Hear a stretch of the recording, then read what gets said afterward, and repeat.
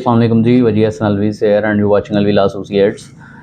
बहुत दिनों से आप जानते हैं कि अदालतें जो हैं वो बंद हैं और इस हवाले से बहुत ज़्यादा हद तक क्वेश्चंस भी पूछे जाते हैं। डिफरेंट स्टूडेंट्स भी पूछ रहे होते हैं, क्लाइंट्स तो पूछ ही रहे होते हैं, स्टूडेंट्स भी पूछ रहे होते हैं कि सर अदालतें क्यों बंद हैं और इसकी वजह क्या है और अदालतें बंद करने के क्या फ़वाइद हैं, क्या नुकसानात हैं, एटसेट्रा, ये सारी चीज़ें पूछ रहे होते हैं। तो मैंने सोचा क्यों ना इस पे एक आपके साथ थोड़ी सी इस पे गुफ्तगू कर लेते हैं। दरअसल बात ऐसे है कि जो जस्टिस लाहौर हाई कोर्ट हैं, उन्होंने एक नोटिफिकेशन पास किया था और जिसके तहत जो है ना लाहौर में तमाम तर जो तहसीलें हैं उनका काम जो है वो डिवाइड कर दिया गया था। यानी जो मॉडल टाउन की तहसील है उसका काम जो है वो मॉडल टाउन में होगा, जो कैंट की तहसील है उसका काम सारा कैंट में चला जाएगा। यानी वहाँ पे कोर्ट्स अलग से बना दी जाएंगी, बल्कि बनी भी हुई हैं, लेकिन उनका भी कह रहे थे कि ट्रांसफ़र करना है, नई जगह पे शिफ्ट करना है। दैन शालीमार की जो तहसील है वहाँ पे कोर्ट्स बना के उसका काम वहाँ पे शिफ्ट कर दिया जाएगा, और जो रायवंड की तहसील है उसका काम जो है वो रायवंड में कोर्ट्स बना के वहाँ पे शिफ्ट कर दिया जाएगा। अब इसके फ़वाइद भी देख लेते हैं और नुकसानात भी देख लेते हैं। फ़ायदा क्या है कि जो रायवंड के रहने वाले लोग हैं उनके लिए रायवंड में ही कोर्ट्स मौजूद होंगी, तो असेस उनके लिए आसानी से हो जाएगी, मतलब वो आसानी से वहाँ पे पहुँच जाएंगे और अपने मामला देख लेंगे। अगर देखें मॉडल टाउन को, तो मॉडल टाउन के जो रहने वाले लोग हैं उस तहसील के, उनके सारे केसेस उधर ही रहेंगे और वो मॉडल टाउन की हद तक रह के ही अपने मामला सारे जो हैं वो डील कर लेंगे। अगर कैंट की बात करें तो कैंट का सारा जो एरिया है उसके लोग जो हैं उनके लिए कैंट में कोर्ट्स मौजूद होंगी और वो वहाँ पे अपने मैटर्स जो हैं वो सॉर्ट आउट कर लेंगे। इसी तरह जो भी तहसील बनती है वहाँ का काम वहीं पे हो जाएगा और साइलिन के लिए जो है वो आसानी हो जाएगी ज़रा कि अपने करीबी उनको कोर्ट्स मिल जाएंगे। लेकिन बात ऐसे है कि वकला हज़रात ऑलरेडी जो काम कर रहे हैं यहाँ पे लाहौर में, वो सारी की सारी कोर्ट्स एक जगह पे हैं। सेक्रेटेरिएट के पास आप जानते हैं सिविल कोर्ट्स मौजूद हैं, जहाँ पे तकरीबन 70 से 80 जो हैं वो सिविल जज बैठते हैं और इतनी ही तादाद में तकरीबन कोई सेशन जजेस बैठते हैं। और ये लाहौर का सेंटर है, यानी सबके लिए इक्वली डिस्टेंस पे कह लें। जो हज़रात इधर से बिलोंग करते हैं कनाल के इस साइड से, उनके लिए भी उतना ही है, जो कनाल के उस साइड से बिलोंग करते हैं उनके लिए भी उतना ही। तो आलमोस्ट सेंटर में है, सेंटर पॉइंट में कोई इतनी दिक्कत आती नहीं है, कोई इतना मसला होता नहीं है कि हम कहें कि भाई साइलिन के लिए बड़ा इशू हो रहा है, ठीक है। लेकिन इसका नुकसान क्या है कि जब मॉडल टाउन के केसेस मॉडल टाउन में चले गए, कैंट के केसेस जो हैं वो कैंट में चले गए, और रायवंड के केसेस जो हैं वो रायवंड में चले गए, शालामार के जो केसेस हैं वो शालीमार तहसील में चले गए। तो उससे क्या होगा कि हम वकील जो है वो एक बंदा है, लेट्स सपोज, उसके पास तकरीबन डेली बेसिस के 20 से 25 केसेस जो हैं पेंडिंग हैं, जो कि अक्सर होता है डायरी में 20 से 25 केसेस पेंडिंग होते हैं। अगर वो 20 से 25 केसेस में से कुछ केसेस जो हैं वो रायवंड तहसील के हैं, वो रायवंड में लगे होंगे, कुछ केसेस जो हैं वो मॉडल टाउन तहसील के हैं, वो मॉडल टाउन में लगे होंगे, कुछ केसेस जो हैं वो कैंट की तहसील के हैं, वो वहाँ पे लगे होंगे, कुछ शालामार के हैं वो वहाँ पे लगे होंगे।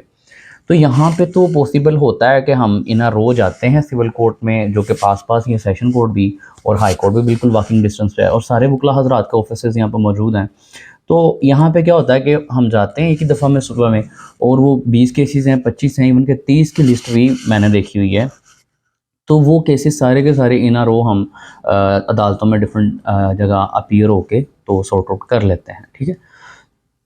लेकिन अगर डिफरेंट तहसीलों में अगर मामला चले जाते हैं तो फिर क्या होगा कि एक वकील जो है वो दिन में किसी एक तहसील को देख सकेगा। फिर अगर शालामार गए हैं तो वहाँ का काम देखते देखते आपसे ना कैंट जाया जाएगा, ना मॉडल टाउन जाया जाएगा, ना रायवंड जाया जाएगा, और ना ही आपके पास फिर सिटी में आ जाएगा।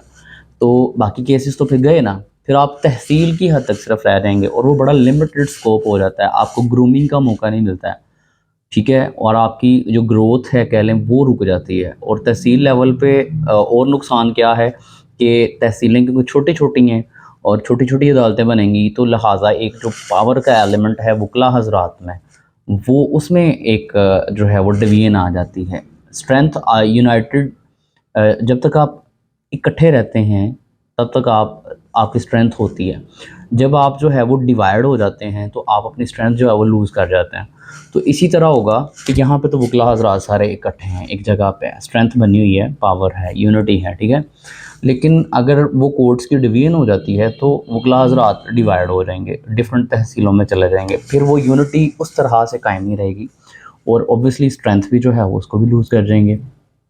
तो ये इसके नुकसानात में आता है। तो इसलिए ये काफ़ी ज़्यादा इशू बना हुआ है और इसके रिलेटेड जो है वो तकरीबन 3 हफ़्ते से 4 हफ़्ते से जो है वो स्ट्राइक्स चल रही हैं। जो प्रीवियस कैबिनेट थी लाहौर बार एसोसिएशन की, उन्होंने भी स्ट्राइक की थी अपने जाते हुए, तकरीबन 1 हफ़्ता उन्होंने करी रखी थी स्ट्राइक। और अब से जब से न्यू कैबिनेट चूज़ हुई है, जैसे कि आपने देखा भी होगा मुझे इलेक्शन में पार्टिसिपेट करते हुए, और न्यू जो भी कैबिनेट इलेक्ट हुई है उन्होंने भी आगे यही डिसीजन लिया है कि हम ये स्ट्राइक्स तब तक जारी रखेंगे जब तक वकला कॉज के लिए जो मसला है, ये जो नोटिफिकेशन है, इसको वापस नहीं ले लिया जाता है। तो इस मामले में गुज़िश्ता रोज़ जो है वो chief justice of Pakistan honourable mister Qazi Faez Isa sahab से भी मुलाकात हुई है इस मामले में, और उनके सामने भी ये मामला रखा गया। तो उम्मीद है कि ये मसला सॉर्ट आउट हो जाएगा विदिन 1 और 2 वीक्स इंशाल्लाह। 2 वीक्स भी ज़्यादा कह रहा हूँ, माइट बी विदिन 1 वीक इंशाल्लाह हो जाएगा। तो बेहतरी है कि अगर ये जो है ना नोटिफिकेशन वापस हो रहा है और मामला जो हैं वो यहीं पे रहें, यानी लाहौर में ही रहें, कोर्ट्स डिवाइड ना हों, इसमें हमारी भी और आप सबकी भी बेहतरी है, क्योंकि सारे काम यहाँ से हो जाते हैं। तो ये था ऑल अबाउट कोर्ट्स के बारे में ना, जो काफ़ी दिनों से मसला चल रहा है।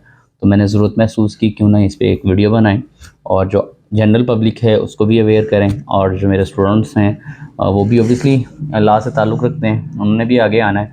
ये उनके भी सबसे मोस्ट इम्पोर्टेंटली उनके लिए भी ज़रूरी है। जो भी ऑब्वियसली लॉयर बनते हैं, लाहौर में प्रैक्टिस करना एक शान समझी जाती है कि you are practising lawyer in Lahore, ठीक है। तो लाहौर में बहुत ज़्यादा काम है और आपको हर तरह का काम सीखने को मिलता है, आपका एक्सपीरियंस इसी से बिल्ड होता है, इसी से डेवलप होता है। तो लाहौर में बेहतर है कि काम जो है वो सारा एक जगह पे रहे, सिविल कोर्ट्स ऐसे ही चलती रहें ताकि मामला जो है ना स्मूथली हम इसी तरह चला सकें। बाकी देखते हैं इंशाल्लाह इन फ्यूचर क्या सर्कमस्टांसेस होते हैं। फिर चलना तो है, काम तो करना है, वकालत तो करनी है, तो इंशाल्लाह वो होती रहेगी।